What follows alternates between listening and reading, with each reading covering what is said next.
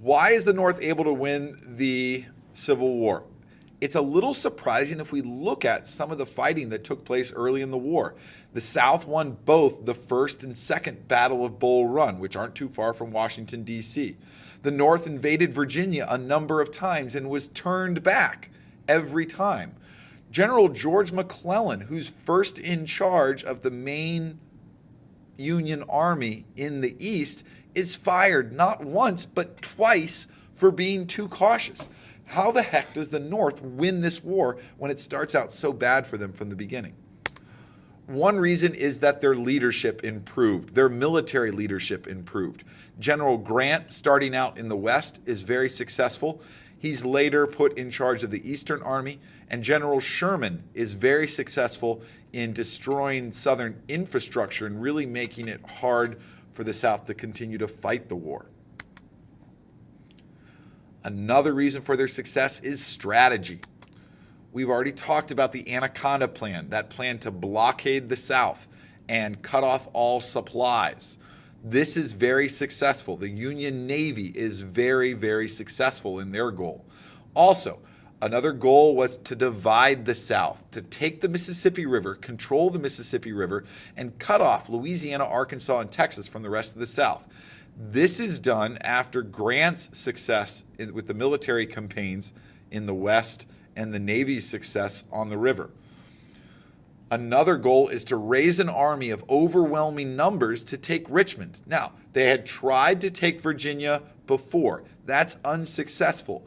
But when Grant is put in charge of the Eastern Army, he begins to wage what we call a war of attrition. Basically, he's willing to accept losses because he knows his army is bigger, and he eventually wears down the Confederate army.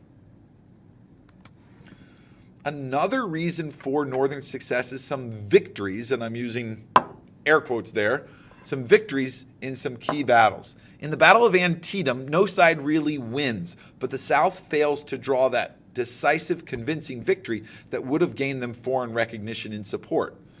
General Grant had a number of military victories in the West that successfully gave the North control of the Mississippi River. Grant led his forces to victory in the Battle of Shiloh and the Battle of Vicksburg. Those are probably the two biggest in the West. Also, you've probably heard of the Battle of Gettysburg. That's when General Lee took the Confederate Army north, all the way up into Pennsylvania. And the North's victory in the Battle of Gettysburg really destroys the South's ability to go on the offensive for the rest of the war. They're really restricted to just fighting a defensive war from that point forward. And finally, the eventual capture of Richmond leads to Robert E. Lee and the Confederate Army's surrender at Appomattox Courthouse in April of 1865. Another reason for Northern success is their overwhelming resources. Let's take a look. They have a larger population than the South.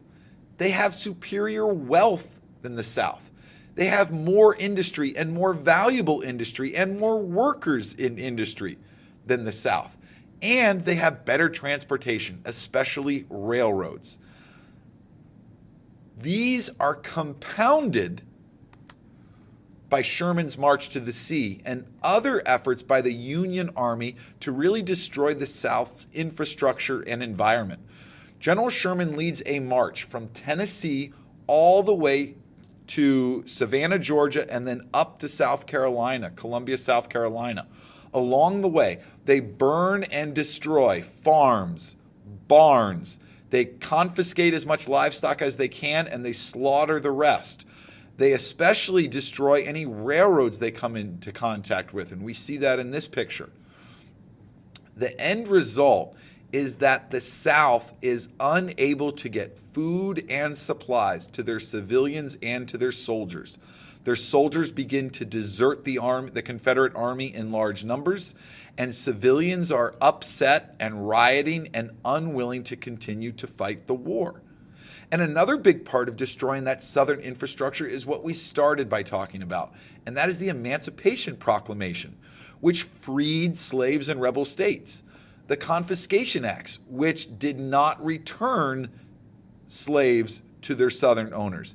The end result is 1 out of every 4 slaves is freed. That has a real economic impact on the industry and production capabilities of the South.